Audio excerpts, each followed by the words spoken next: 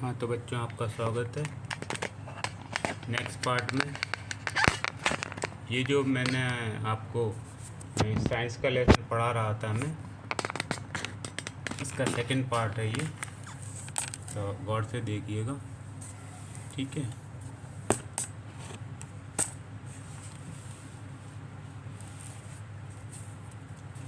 तो हमारा हो चुका था इलेक्ट्रिकल कंडक्टिविटी तक। तो इलेक्ट्रिकल कंडक्टिविटी क्या होती है कि जब metals are good conductor of electricity, silver, copper, gold and aluminium are good conductor of electricity, copper and aluminium are use for electrical wires. तो जो मेटल्स होते हैं ये इलेक्ट्रिसिटी के गुड कंडक्टर होते हैं। इनके अंदर से मतलब जो करंट होता है अच्छे से पास हो जाता है, तो इसलिए ये गुड कंडक्टर कहलाते हैं। इसमें सिल्वर हो गया, चांदी, कॉपर, गोल्ड और एल्यूमिनियम, ये बहुत अच्छे कंडक्टर होते हैं। लेकिन हम जो इलेक्ट्रिकल वायर होते हैं, जो बिजली के तार होते हैं, इसमें केवल कॉपर और एल्यूमिनियम ही यूज़ करते हैं, सिल्वर और गोल्ड का इस्तेमाल नहीं करते हैं, क्योंकि ये बहुत महंगे होते हैं। इसके बाद पॉइंट है थर्मल कंडक्टिविटी। थर्मल कंडक्टिविटी क्या होता है? Metals are good conductor of heat, silver followed by copper and aluminium is the best conductor of heat, ठीक है। तो जो silver followed by copper, silver followed by copper and aluminium is the best conductor of heat. These day cooking vessels and water boilers are made of copper and aluminium।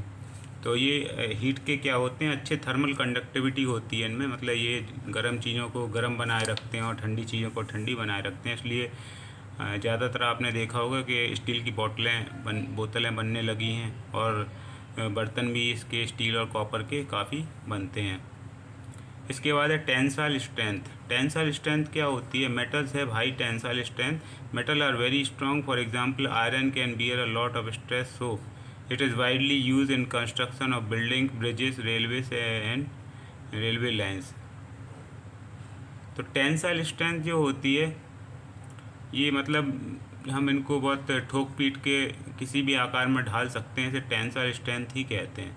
क्योंकि iron बहुत मतलब ठोका पीटा जाता है, उसे पिघलाया जाता है, फिर भी वो क्या रहता है, अपना जैसा का तैसा स्ट्रॉन्ग बना रहता है। सो it is widely use in construction of building बनाने में, सरिये बनाने में, ठीक है, गाटर बनाने में इसका यूज़ होता है, ब्रिजेस बनाने में, बड़े बड़े पुलों को बनाने में, रेलवे लाइन्स, रेलवे की जो पटरी होती है पूरी लोहे की बनी हुई होती है,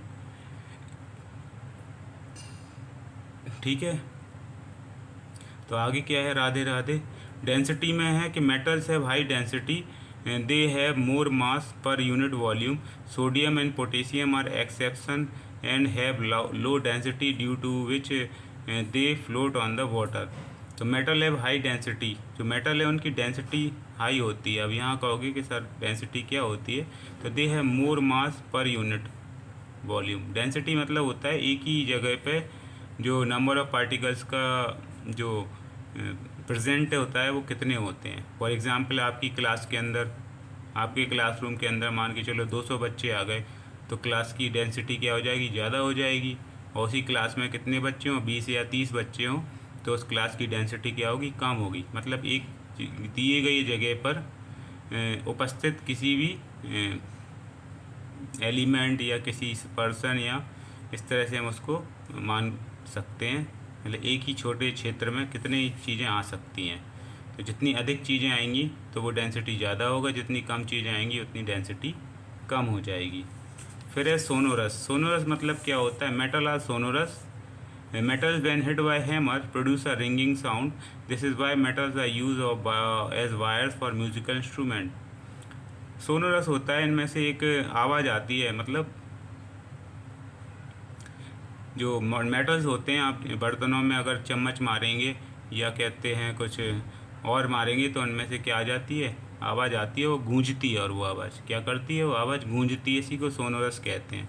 तो metals when hit by hammer produce a ringing sound, that is why metals are use as wires for musical instrument. इसलिए जो हमारे जितने भी गिटार हो गया या तबला हो गया, सॉरी तबला नहीं, गिटार हो गया और पियानो हो गया और हारमोनियम हो गया, इन सभी में मेटल्स का इस्तेमाल होता है, लकड़ी plus metal.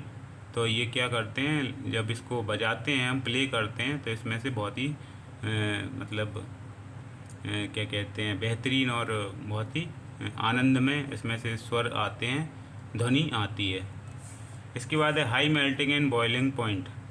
High melting and boiling point मतलब ये जो मेटल्स होते हैं ये काफ़ी देर तक गर्म करोगे तब ये पिघलते हैं, और काफ़ी देर तक गर्म करोगे तब ये क्या करते हैं, बॉयल, उबलते भी हैं। ठीक है, तो metal have high melting and boiling point. Sodium, gallium, potassium and mercury are a few exception. बस सोडियम, गैलियम, पोटेशियम और मरकरी को अगर छोड़ दें तो बाकी के जितने मेटल्स हैं 88, वो क्या हैं, उनकी मेल्टिंग और बॉइलिंग पॉइंट काफ़ी हाई है। फॉर्मेटिव असेसमेंट है, ये आप करिएगा।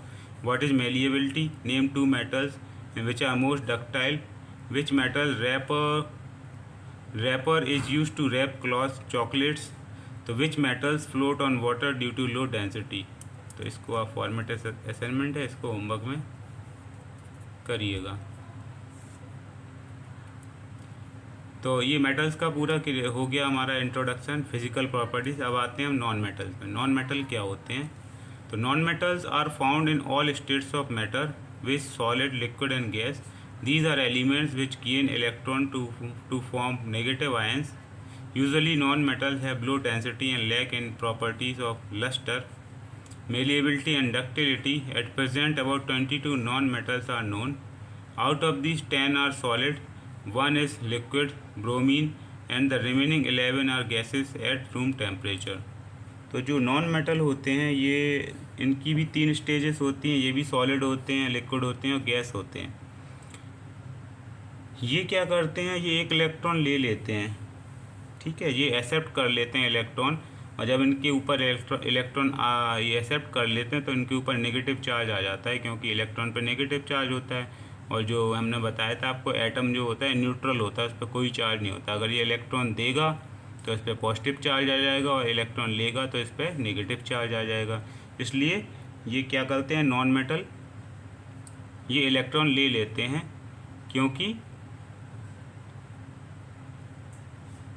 Have low density and lack in properties of lustre, क्योंकि इनकी डेंसिटी कम होती है, और लैक ऑफ प्रॉपर्टी, इनमें लस्टर की प्रॉपर्टी और मेलिएबिलिटी और डक्टिलिटी ये भी मेटल के अपेक्षा कम होते हैं। At present about 22 non metals are known. अभी कितने नॉन मेटल्स जाने गए हैं? 22। Out of this 10 are solid, इसमें से 10 सॉलिड हैं, ठोस हैं। 1 इज़ लिक्विड, ब्रोमीन जो है नॉन मेटल, ये लिक्विड फॉर्म में आता है, मिलता है। एंड रिमेनिंग 11 आर गैसेस है रूम टेम्परेचर, और रूम टेम्परेचर पर बाकी बचे 11 क्या हैं, गैस हैं। तो क्लोरीन है, इसने इलेक्ट्रॉन लिया, ये क्लोरीन आयन बन गया। ऑक्सीजन ने 2 इलेक्ट्रॉन लिए, ऑक्सीजन आयन बन गया। सल्फ़र ने 2 इलेक्ट्रॉन लिए, ये भी सल्फ़र का आयन बन गया। आगे देखते हैं हम। तो नॉन मेटल्स में हम थे, इसमें अपन आगे का देखते हैं।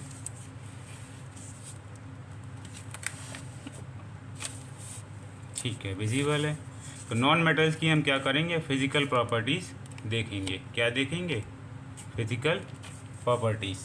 तो फिजिकल प्रॉपर्टीज़ में पहला क्या है, फिजिकल स्टेट। तो फिजिकल स्टेट में जैसा कहा गया है, इसमें 3 स्टेट होती हैं, एक सॉलिड, लिक्विड और गैस। कौन कौन सी 3 स्टेट होती हैं इसमें? फिजिकल स्टेट 3 होती हैं। एक होती है सॉलिड, दूसरी होती है लिक्विड, और तीसरी होती है gas.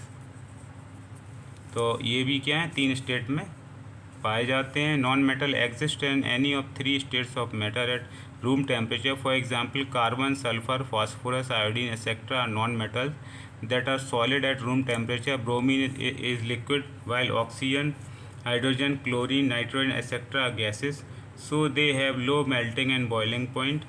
But some non-metals have very high melting point because of their structure. Example: diamond, graphite, form of carbon, boron and silicon are non-metal having very high melting point.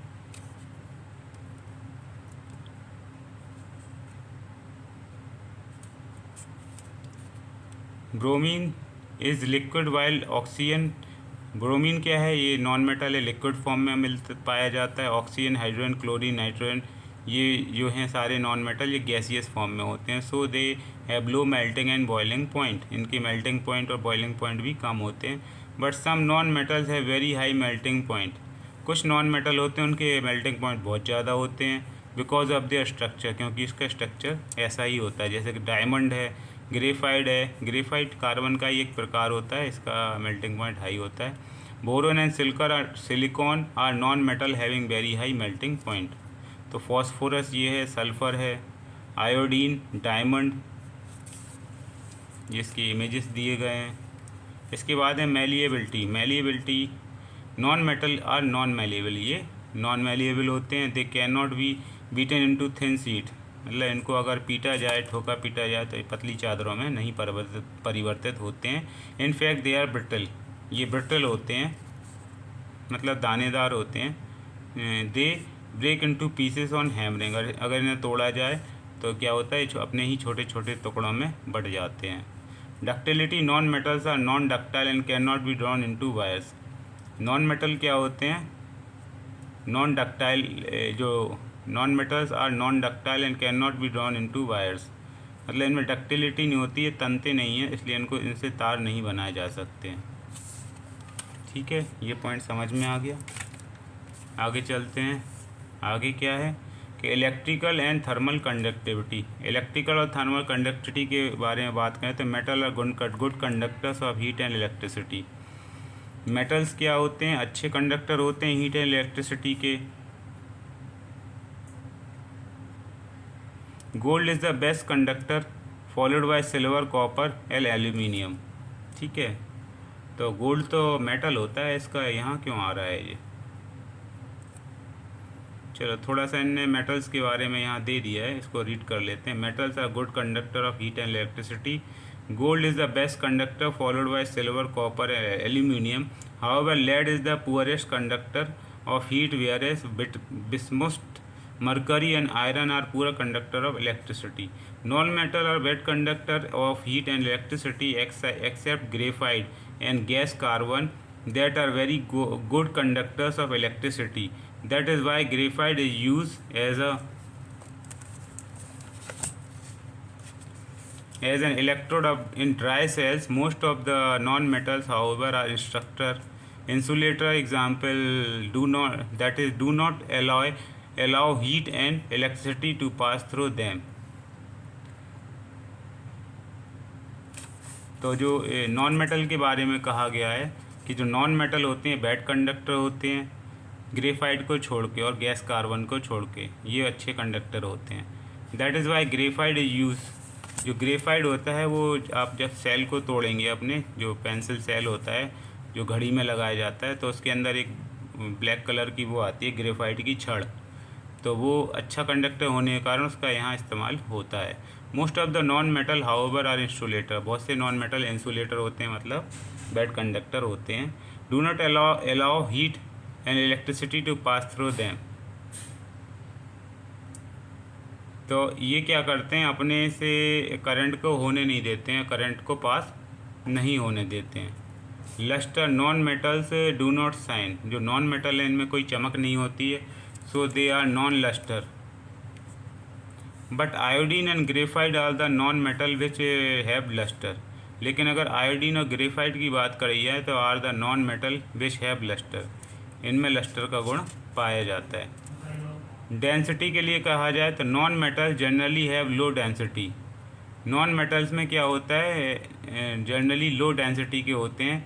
Many non metals are gases, example oxygen, hydrogen, nitrogen, chlorine etcetera.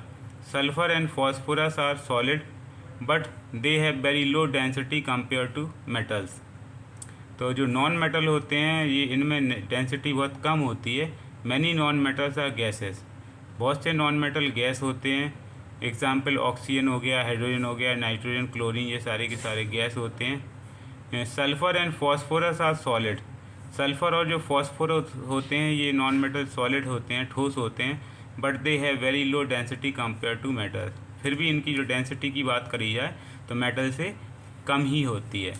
Hardness, कठोरता की बात करी जाए तो hardness, जैसा non metals are generally so soft. ज़्यादातर non metals क्या होते हैं, मुलायम होते हैं, सॉफ्ट होते हैं। That they can be easily cut, इनको काटा भी जा सकता है चाकू से, एक्सेप्ट डायमंड, हीरो को छोड़ के, which is the hardest known substance, और हीरा क्या है, इसे हार्डेस्ट नोन सब्सटेंस माना जाता है, मतलब एक ऐसा पदार्थ जो बहुत ही ठोस है, बहुत ही ठोस है। Due to its hardness it is use in cutting and drilling instrument, इतना ठोस होता है कि इसकी सहायता से हम हीरे से कांच को काटते हैं और कई चीज़ों को हम काटते हैं, और ड्रिलिंग इससे हम ड्रिल भी करते हैं, मतलब होल वगैरह करने के लिए भी इसका इस्तेमाल किया जाता है। Tensile strength, non metal have low tensile strength होती है।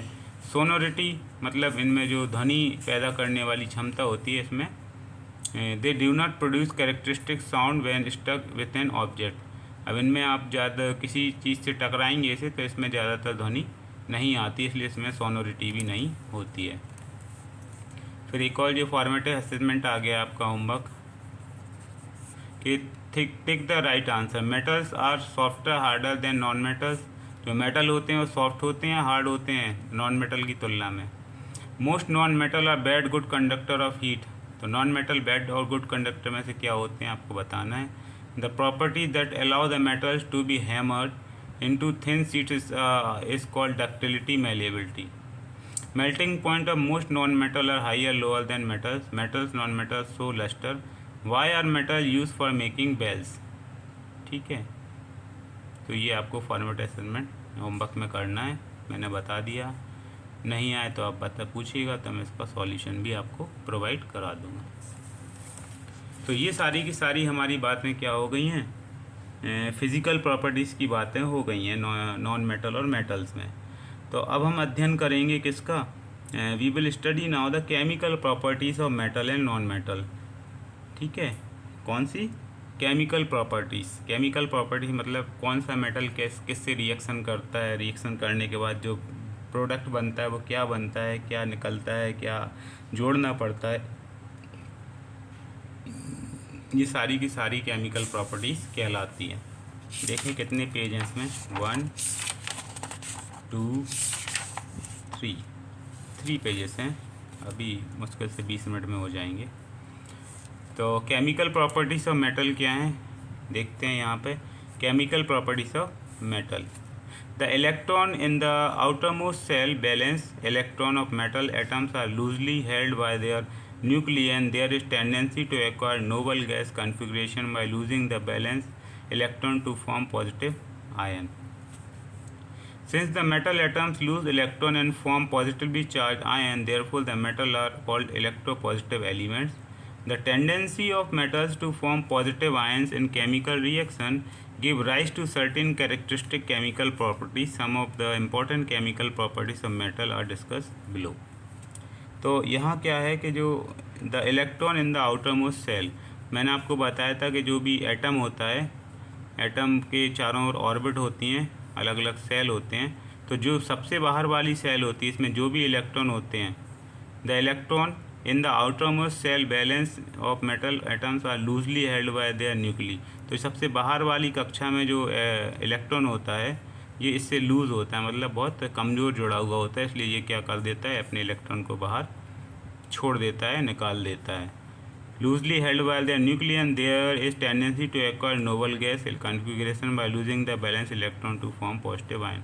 तो ये क्या करते हैं, अपनी बाहरी कक्षा वाले में से इलेक्ट्रॉन को बाहर कर देते हैं, तो इसके अंदर की कक्षा में पूरा भरे हुए इलेक्ट्रॉन होते हैं और वो नोबल गैस की कंडीशन आ जाती है, फिर वो रिएक्शन नहीं करते हैं। तो इसकी जो बाहरी कक्षा में होते हैं वही इलेक्ट्रॉन रिएक्शन में पार्टिसिपेट करते हैं, और उसके बाद ये पार्टिसिपेट नहीं करता है, क्योंकि ये तो इससे पहले वाली कक्षा है या जो ऑर्बिट है ये ऑलरेडी फुलफिल होती है, तो यहाँ वो एटम क्या कर देता है, बाहर वाली कक्षा से ही इलेक्ट्रॉन देता है। नोबल गैस कंडीशन वही होती है कि भाई हम अब क्या है, अब राजा बन गए, अब हमको कोई दिक्कत नहीं है। तो नोबल गैस मतलब वही है, राजा बनने वाली कंडीशन। जैसे सोडियम है, इसमें 281 सबसे बाहरी कक्षा में 1 है तो इसने 1 लूज़ कर दिया। मैग्नीशियम इसमें 282 सबसे बाहरी कक्षा में 2 है तो ये 2 लूज़ कर देगा। एल्यूमिनियम में 283 3 है तो इसने 3 लूज़ कर दिए। अगर किसी कक्षा में 8 इलेक्ट्रॉन होते हैं तो वो सेटिस्फाइड कहलाती है, ठीक है। तो 8 इलेक्ट्रॉन जिसमें पीछे बच रहे हैं सभी में, तो ये सेटिस्फाइड हो जाएगा, एक राजा की तरह बिहेव करने लगता है। ठीक है, उसके भाव बढ़ जाते हैं। फिर आगे देखते हैं, since the metal atom lose electron and form positive charge ion therefore the metal are called electropositive element. Metal को दूसरा नाम अगर कोई कहे इलेक्ट्रोपॉजिटिव एलिमेंट क्या मेटल होते हैं, तो आप कहोगे हाँ इलेक्ट्रोपॉजिटिव एलिमेंट मेटल होते हैं, क्योंकि मेटल का जो गुण होता है, प्रॉपर्टी होती है, जो इलेक्ट्रॉन छोड़ देते हैं और पॉजिटिव आयन में कन्वर्ट हो जाते हैं, तो इसलिए इनको इलेक्ट्रोपॉजिटिव एलिमेंट भी कहा जाता है। The tendency of metal to form positive ion in chemical reaction give rise to certain characteristic chemical property. और जब ये इलेक्ट्रॉन लूज करने की इनकी जो प्रॉपर्टी होती है, इसके कारण ये इलेक्ट्रोपॉजिटिव एलिमेंट बन जाते हैं। तो इसी मुख्य गुण के कारण ये क्या करते हैं, रिएक्शन करते हैं। क्लियर? और रिएक्शन करते हैं तो रिएक्शन करने से इनके जो अलग अलग कैरेक्टरिस्टिक्स होते हैं, इनके अलग अलग गुणधर्म बनते हैं और ये अलग अलग क्या कहते हैं कंपाउंड आपस में बनाते हैं। Some of the important chemical properties of metal are discuss below.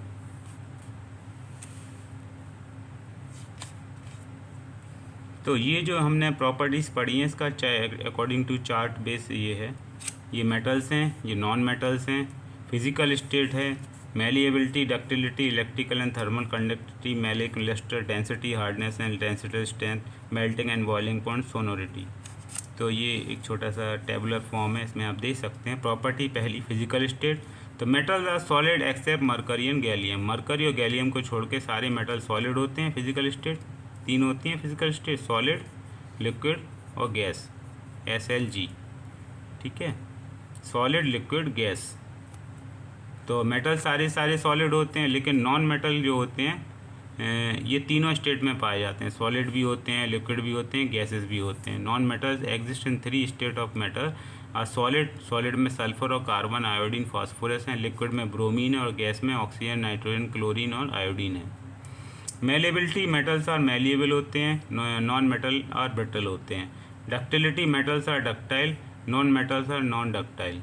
Electrical और थर्मल कंडक्टिविटी की अगर यहाँ पे बात करते हैं तो metals are good conductor of heat and electricity, non metal are bad conductor of heat and electricity except graphite, because graphite is a good conductor. Metallic lustre की बात करें तो metal possess lustre, non metal और non lustre except iodine and graphite. तो यहाँ iodine और graphite ये अकेले नॉन लस्टर हैं, बाकी लस्टर हैं, बाकी सारे के सारे नॉन लस्टर हैं। डेंसिटी की बात करिए तो metals have high density, metals की डेंसिटी हाई होती है। Non metals have low density, non metal की डेंसिटी लो होती है। हार्डनेस और टेंसिल स्ट्रेंथ की बात करें तो most metals are hard and have high tensile strength except sodium and potassium.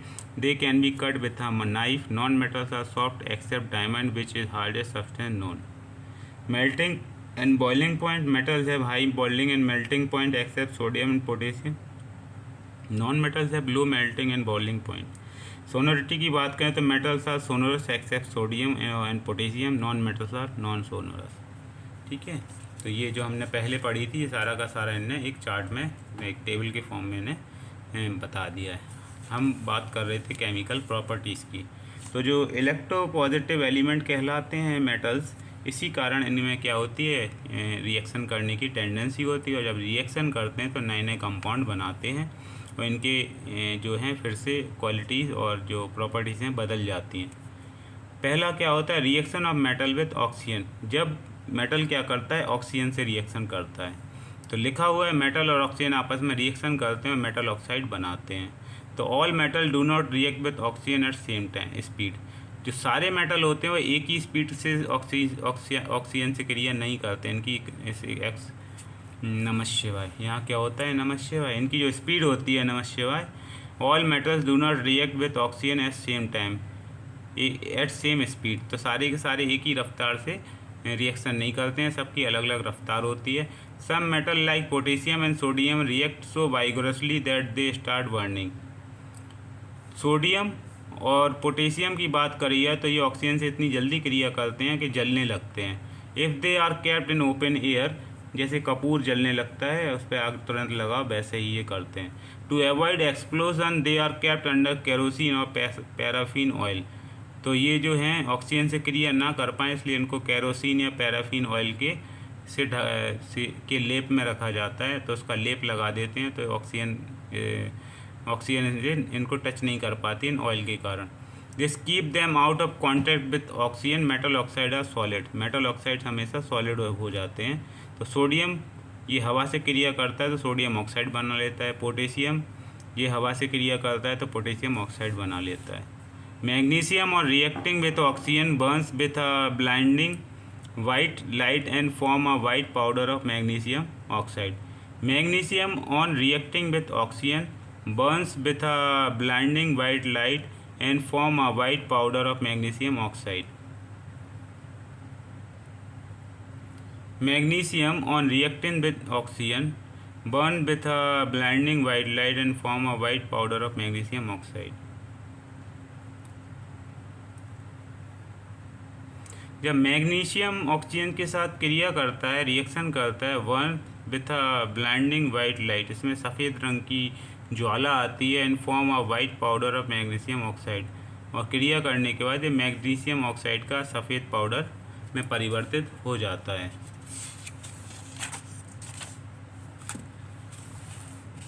तो ये रिएक्शन आपकी इम्पोर्टेंट है, ये ऐसा लिखने को आ सकती है, ठीक है। जैसे मैग्नीशियम है, ये एयर से रिएक्शन करके क्या करता है मैग्नीशियम ऑक्साइड, और ये किस फॉर्म में होता है पाउडर फॉर्म में।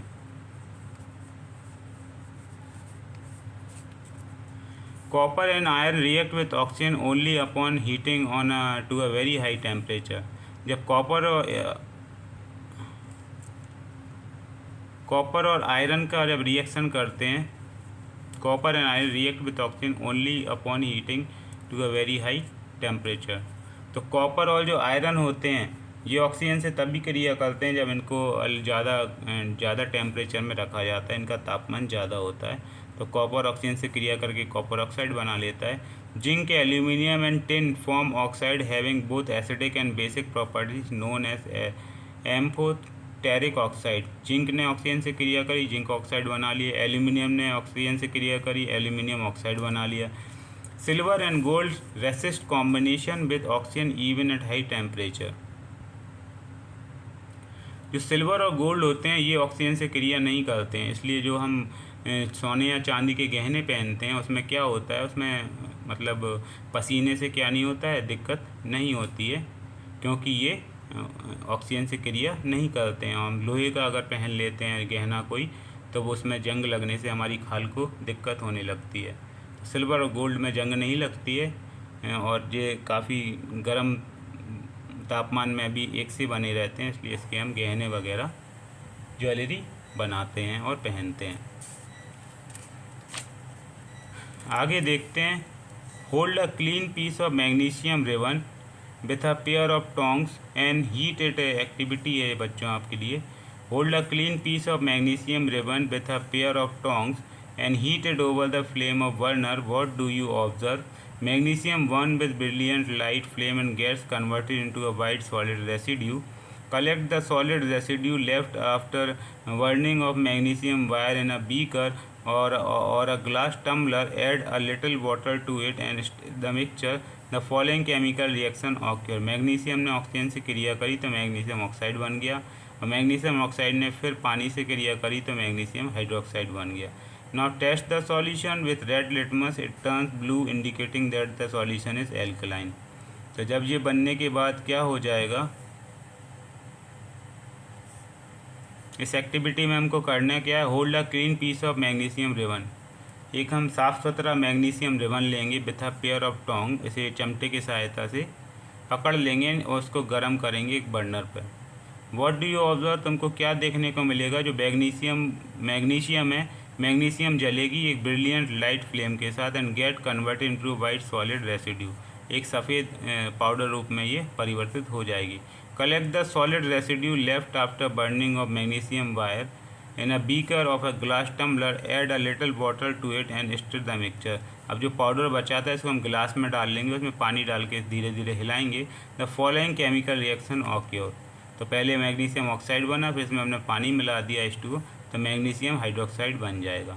अब जो मैग्नीशियम हाइड्रोक्साइड बन गया है। Now test the solution with red litmus, इसमें हम रेड लिटमस पर टेस्ट करेंगे। तो it turns blue indicating that the solution is alkaline. तो ये सॉल्यूशन किस में बदल जाएगा, नीले रंग में बदल जाएगा। तो ये क्या हो जाएगा, ये एक एल्कलीन साबित होगा। अब एल्कलीन क्या होते हैं ये हम आपको 9th क्लास में बताएंगे, एल्कलीन क्या होते हैं। Nature of metal oxide, metal oxide का क्या नेचर होता है, कि ये क्या व्यवहार करता है, बिहेवियर होता है कि metal form basic oxide, metal क्या होते हैं, बेसिक ऑक्साइड बनाते हैं। Oxide which react with an acid to form salt and water is called basic oxide. Metal oxide which are soluble in water form alkaline solution and give pink color with phenolphthalein solution. The aqueous solution of soluble metal oxide turn red litmus blue। ठीक है, तो इसमें ये क्या कह रहे हैं, इसमें ये बता रहे हैं कि metals form basic oxide, metal क्या बनाते हैं, बेसिक ऑक्साइड बनाते हैं। An oxide which react with an acid to form salt and water is called basic oxide. Basic oxide कौन क्या होता है, तो बेसिक ऑक्साइड वो होते हैं जब an oxide with react with an acid to form salt and water. वो ऑक्साइड जो क्या करती है, एसिड के साथ रिएक्शन करके सॉल्ट और वाटर बना देती है, ऐसे ऑक्साइड को बेसिक ऑक्साइड कहा जाता है। तो metal oxide which are soluble in water form alkaline solution, वो मेटल ऑक्साइड जो पानी में घुल जाते हैं एल्कलीन सॉल्यूशन बनाते हैं। And give pink colour with phenolphthalein solution, और फेनोप्थलीन सॉल्यूशन से घुलने के बाद या मिलने के बाद ये पिंक कलर का उसे कन्वर्ट कर देते हैं। The aqueous solution of soluble metal oxide turns red litmus blue. The aqueous solution of soluble metals oxide turns red litmus blue। और जो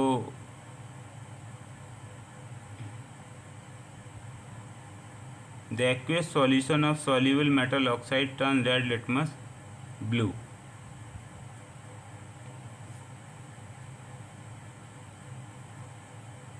और जो soluble metal oxide का aqueous solution होता है, द्रवित सॉल्यूशन होता है, वो रेड लिटमस को ब्लू कर देता है। इसमें भी एग्जाम्पल देख लेते हैं। जब हम Na2O सोडियम ऑक्साइड को HCl हाइड्रोजन क्लोराइड के साथ क्रिया कराते हैं तो सोडियम क्लोराइड बनता है और H2O बाहर निकल जाता है। और कैल्शियम ऑक्साइड का जब हम हाइड्रोजन क्लोराइड से क्रिया कराते हैं, रिएक्शन कराते हैं, कैल्शियम क्लोराइड बनता है और इसमें भी पानी बाहर आ जाता है। तो some metal oxide such as aluminium oxide, zinc oxide etcetera show both acidic and basic behaviour, they are called amphoteric oxide.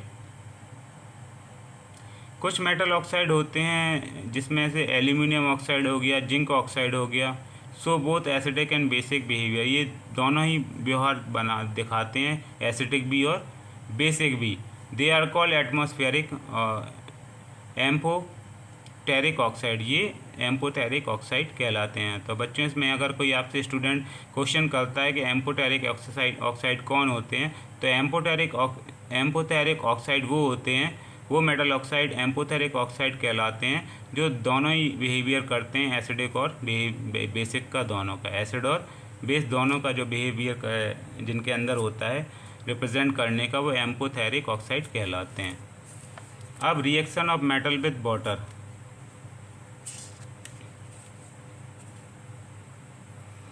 अब मेटल की ऑक्साइड में जो मेटल्स होते हैं उनका पानी से क्रिया कराने पे क्या होता है देखते हैं यहाँ।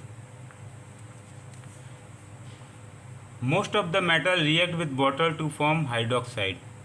The rate of reaction of different metals with water is different.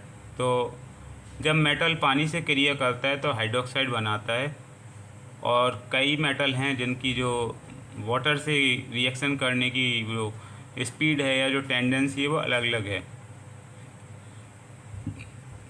Magnesium क्या करता है, react with cold water to produce hydroxide and hydrogen. Magnesium की बात करते हैं तो इसमें ये रिएक्ट करेगा किससे, कोल्ड वाटर के साथ, और क्या बनाएगा, हाइड्रोक्साइड और हाइड्रोजन बनाता है। मैग्नीशियम ने प्लस किया 2H2O पानी के साथ, तो MgO2 मैग्नीशियम हाइड्रोक्साइड बन गया और हाइड्रोजन अलग हो गया। At high temperature, magnesium and water react to form magnesium oxide and hydrogen eight high temperature. हम टेम्परेचर और बढ़ा देंगे तो मैग्नीशियम वाटर से क्रिया करेगा और मैग्नीशियम ऑक्साइड बनाएगा। ठीक है, तो ठंडे पानी से मैग्नीशियम हाइड्रोक्साइड बनाता है और गर्म पानी से मैग्नीशियम ऑक्साइड बनाता है, और हाइड्रोजन दोनों ही केस में अलग निकल जाती है। Metal like copper, silver, gold etcetera do not react with water at all. जो कॉपर होती है, जो सिल्वर होती है, गोल्ड होती है, ये पानी से क्रिया नहीं करती है। एक्टिविटी यहाँ एक और आ गई है। Take 50 ml of water in a beaker. हम एक बीकर में 50 ml का पानी लेंगे। Take a small piece like wheat grain of sodium plate, dry it in filter paper and then put it slowly in water. Observe the reaction, sodium dissolve in water vigorously and the reaction is exothermic. यहाँ क्या होगा, take 50 ml of water in a beaker. हम क्या करेंगे, एक beaker में 50 ml पानी ले लेंगे। Take a small piece like wheat grain of sodium plate, dry it in filter paper and then put it slowly in water. Take a small piece like wheat grain of sodium plate, dry it in filter paper and then put it slowly in water. Observe the reaction, sodium dissolve in water vigorously and the reaction is exothermic. ठीक है, तो इसका क्या मतलब है अभी बताता हूँ, 1 मिनट होल्ड करिएगा। ठीक है,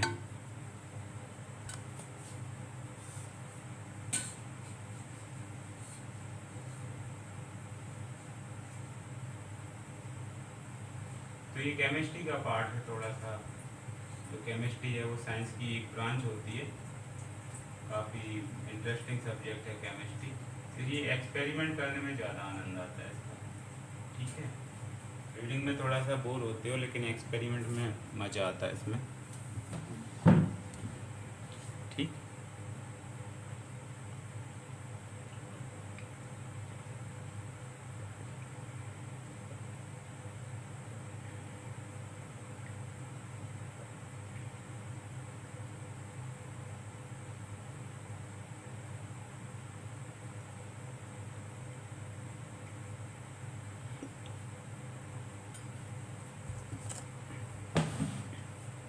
तो हम कहाँ पे थे बच्चों, हम थे take 50 ml of water in a beaker. हम एक बीकर में 50 ml क्या लेंगे, पानी लेंगे।